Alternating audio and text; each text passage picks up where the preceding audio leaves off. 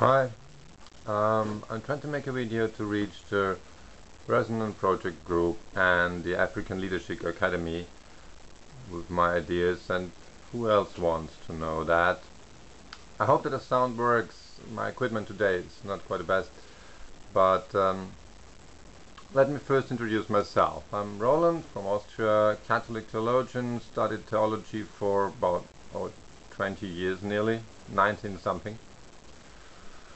And a few years ago I came across the Orthodox theology of Gregorius Palamas and the God's energy. So you will ask yourself, who the heck is Gregorius Palamas? I've never heard about this guy. Me too. I never heard it. In 20 years theology, you never hear the name Gregorius Palamas. Nobody ever tells you about it, although I had Orthodox lessons. Which is maybe just because the definition of the teaching of Palamas was in 1351, so after the splitting of Catholic and Orthodox. Well, but that's 600 years ago, so we could have had the time to speak about that. But yeah, the Orthodox are a little bit quiet to the Catholics with their teachings because there was, many wars, many fightings. Anyway, in our time, when we had new physics, quantum physics, you all know that we defined energy as basic of the universe. Everything is made out of energy. And when I came across Palamas and I thought about these quantum theories, I thought there must be a connection. And I'm quite sure I found this connection, and it's much bigger than I thought actually. And this is what I want to tell you a little bit about it.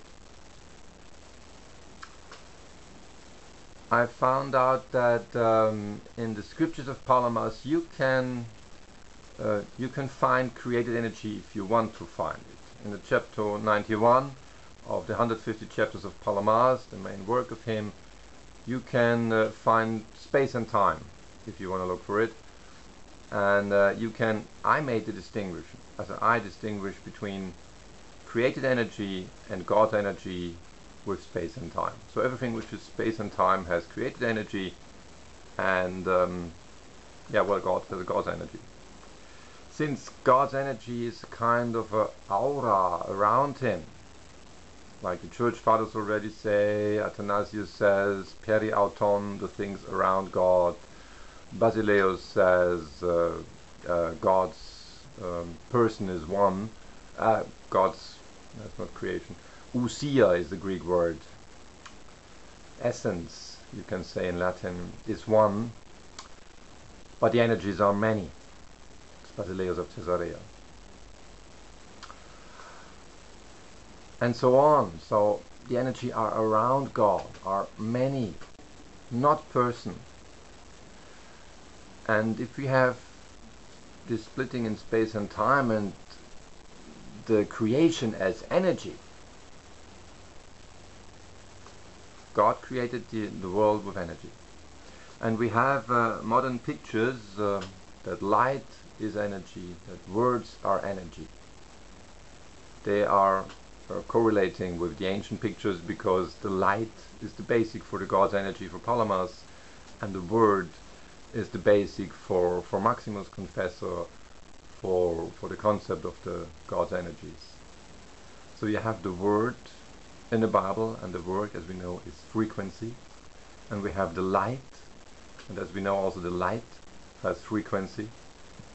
So there are two biblical pictures you can easily take into physics and speak about energy. I don't want to go too much into theology because I'm still working on that, but there is another concept very interesting for understanding this, which is the Global Consciousness Project of the Princeton University. They measure some kind of patterns around the world when people think. It seems there are kind of, basically they putting random generators on computers. That's all what they do. Connect them with the internet and see what happens.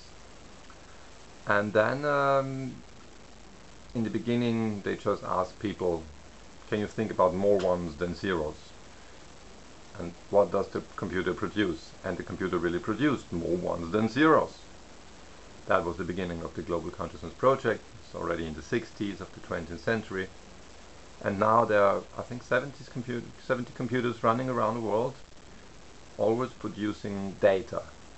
And this data always loses this randomness on Sylvester, on Christmas, on Pentecost, when Lady Di has died, or O.J. Simpson process, anything which is in the media very popular, has an influence on the computers. And there it starts being a little bit, I mean, what has the computer to do with the process of O.J. Simpson, for example? There is no connection. In fact, there is. This is where, first of all, the project of Nasim Afrika and the Resonance project comes in. When I found it first, I was a little bit, I didn't realize the importance of it. I was a little bit looking for crop circles and that stuff, and found this interview. And later when I came back, I looked a little bit for the person. Nasim, if you see that, congratulations, you found something. Feel a little bit relevant to that. And then I found this idea of the vacuum and the holy geometry. And to make a long story short, in this theory, the whole universe is filled with the vacuum. The vacuum is not empty. The vacuum is actually the thing which connects us all. Back to physics, every atom is 99% empty. If you put in this emptiness something, whatever it is, call it vacuum, call it world soul according to Plato, or call it global consciousness. Whatever you call it, it's something, and it's everywhere, and it connects us around the universe. You can also call it created energy. Of course, energies are many, but this could be one of it.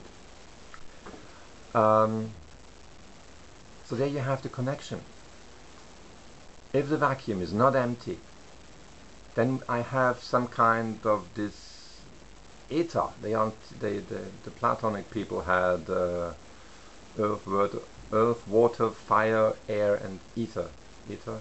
My English is not so perfect. Ether or ether? These 5 elements, you know. And now we know the ether exists. Ether. I really don't know. Anyway, this element of connection makes somehow a global consciousness, which we even measure on the Princeton University with computers. It even affects random generators. And so now you have maybe the whole concept. This is, wow! There seems to be an energy body around the world, around the universe, around every human being. Remember, we are human beings, we are a picture of God, Genesis chapter 1, verse 26, 27. Let us make human beings as our pictures, and God created human beings as man and women. He created them as a picture of God. He made them. Yeah, it's not 100% sad, but it's written there like that. Look it up. Take a Bible, look it up. Genesis is the first book of the Bible, 2nd page. And in some editions it's the first page. Depends how much text you put in the first page. So we are created as image of God. Human beings are created as image of God. That's fascinating. If God has energy, logically human beings have energy. And Hinduistic tradition and all that stuff, they have already spoken like this for hundreds of years, thousands of years. We just don't realize it. And now modern physics gives us this energy around the human beings, and also the chakra. I was long working on the chakra system because this is spiritually interestingly, because according to the chakra you're in, it seems your emotional input and information to the world is different. And so you have the old chakra system, your own spiritual growth, and the aura around you as an energy center, And then with Nasim you have the vacuum, not empty, but a connection as a global consciousness. And then you have the world going like, wow, it's all a resonance, it's all a balance.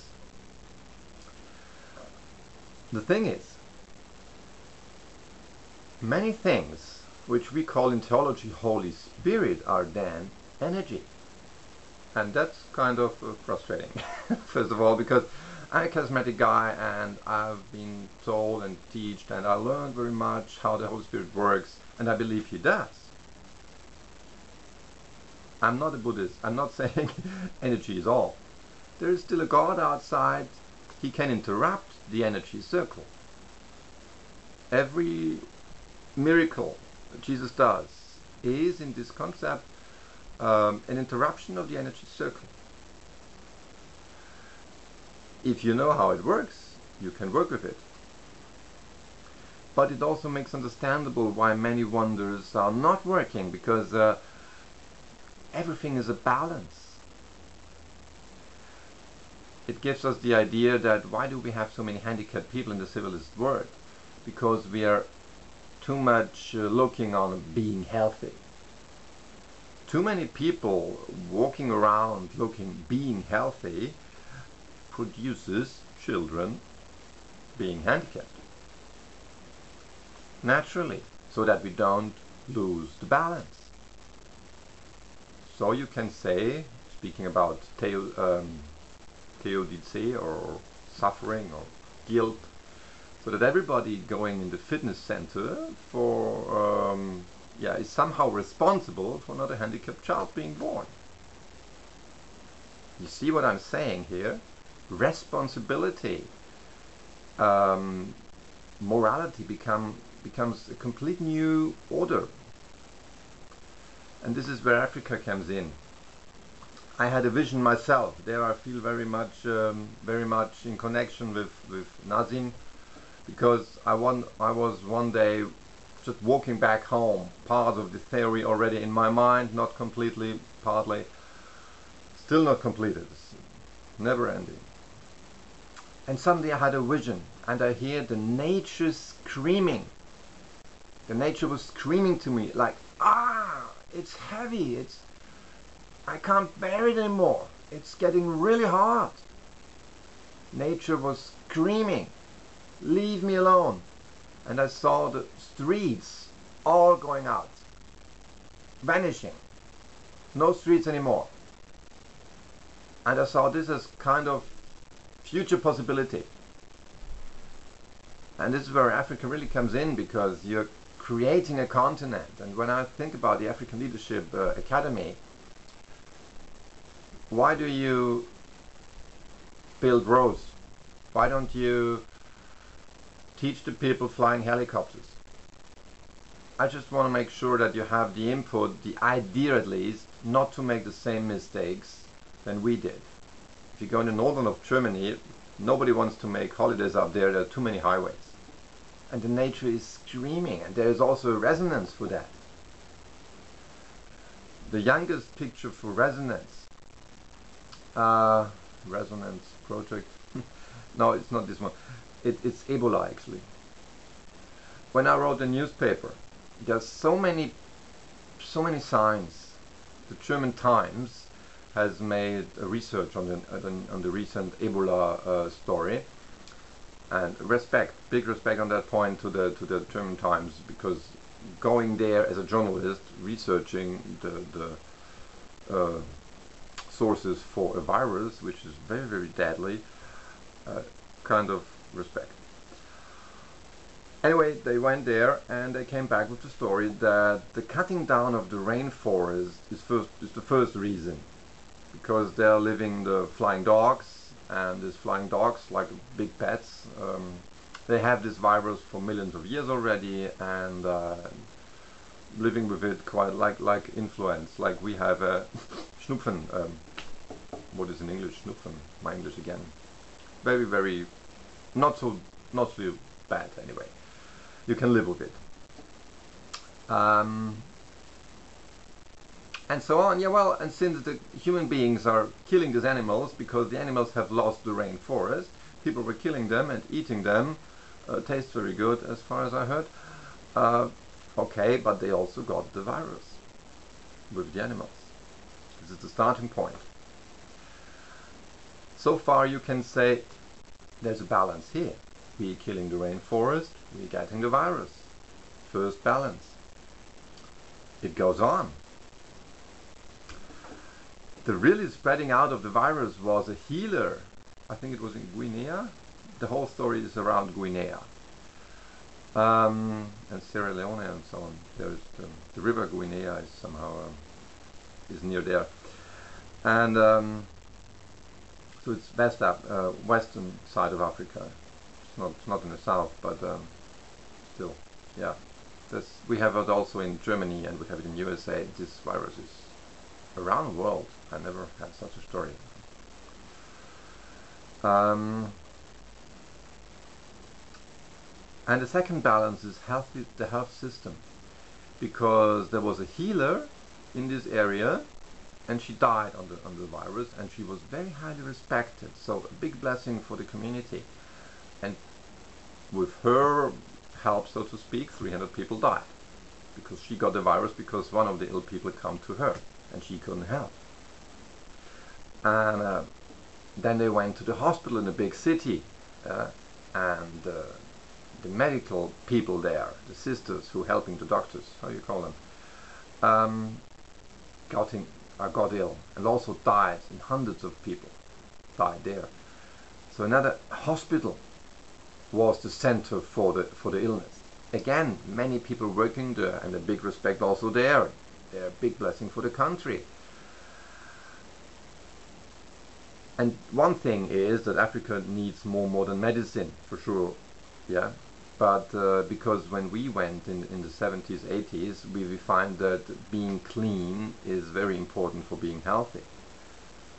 But this was 300 years ago for Europe. So, and you are kind of this level now. But for us, so resonance is always global. So for you it means investing more in modern medicine maybe. For us it means our health system itself is ill, or maybe yours as well. I cannot really completely tell you what it means. There are rumors around, even the World Health Organization influences people and makes them sterile. They try to put the amount of people in the world about to have 500 million people so they can control them easier. So you have all the corruption theories around this stuff, and I don't know if it's true or not, but I see the symbol, I see the resonance, I see the health system as spreading out the virus, and in the resonance that means the health system is a problem, it brings us illness. So you see, and I believe this is the consequence of the thinking in resonance. These actions are no accidents. For me as a theologian, the interesting part is, where does this energy body stop acting in resonance, and where does the influence of God begin? But this is a hard question. As I already said, miracles and wonders are an interruption of the resonance body, I believe. Naturally, we're living in a kind of energy balance, where every action produces a reaction. I mean, that sounds very esoteric, but remember, I'm a Christian theologian, Catholic student in a Jesuit university, studying there for 20 years, and I'm coming to this result. I mean, it sounds even esoteric for me. And it is, kind of. It seems that many ideas have been lost. I mean, this was part of my research. I found lots of esoteric ideas like the flower of life and the holy geometry in Middle-Age churches or in Jewish synagogues. You can find it all around the world. We have a tradition of the flower of life in the Christian community before the 18th century, before the French Revolution and all that stuff. We have lost lots of these ideas, and we have to refine that. And we have the concept of the God's energy. Logically, already Protestant theologians like Reinhard Flogas in Berlin already proclaimed there must be logically created energy. I found a place where you can put the created energy in the works of Palamas, part of my work. Chapter 91, as I said. And then we have to think about the consequences. Our action have consequences. Business. If you put too much money into business, too many people get poor. It's easy. And the new stuff is only that it's not only our action, but it's the whole resonance, it's the whole energy body. You may not even trade with Africa at all. It still has an influence because of the resonance. And that's the important stuff. That's what we need to realize. It's not where you act, it's what you do and why you do it. Actually, the why is maybe more important than the what, because it may be the intention the most important thing, because it has an influence, again, physically, through the vacuum, through this everything connecting material.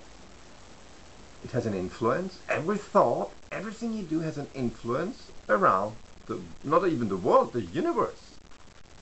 I mean, speaking about crop circles, you can also imagine ITs or something else around. No problem with this. God has created the world. I have found a solution for that, but this is not so important. Since this secrecy is going on forever, it seems, what can I do? It would be interesting, but it doesn't matter if you believe in that or not. The resonance works in any way. I believe it. To say the solution shortly, God has created a universe, in my belief, so that every living creature has its own planet. I've said that already in other videos. And we're kind of responsible for each other. But first of all, we have to deal with our planet. I mean, here, it's really, it's a little crazy to come across this all that stuff. And being trained Catholic. I mean, the Jesuits are one of the, I had good teachers, they're really good. Greek, Hebrew, Latin, all that stuff I've learned, and I'm not really able to work with that, but you get an idea of the culture, and you get an idea of the language as basic for the culture, and language as basic for the borders of cultures. And the influence and the resonance is, of course, the biggest within one culture. But now, with things like the Global Consciousness Project, we're coming across those cultures, and we're starting realizing the influence is minimum, global, and of course, universal. If we build too much roads in the continent, the nature is crying. Try to make, for Africa, try to make flying saucers. Teach the people how to fly helicopter, private airplanes. And there's, I should put the link in the vacuum energy, because there are people knowing how to build a vacuum energy machine. Just they don't, again, this secrecy stuff, you know, they don't put it out. But I know that it has been done. So this is maybe to the Academy for Africa. If you can find a way to put out energy out of the vacuum, I can only tell you, I know it has been done. I just don't know how. This would be a big solution for our energy problems. The most energy in the universe is within the vacuum. And we have to learn how to get it out there. It's also for your business future, very interesting point. Apart from water, sun, earth, wind and fire energy powers, this is the most efficient power tool if we can get it working. And it has been done already. I know it. Anyway, I should stop for a general overview. It's already too much again. I'm speaking too much.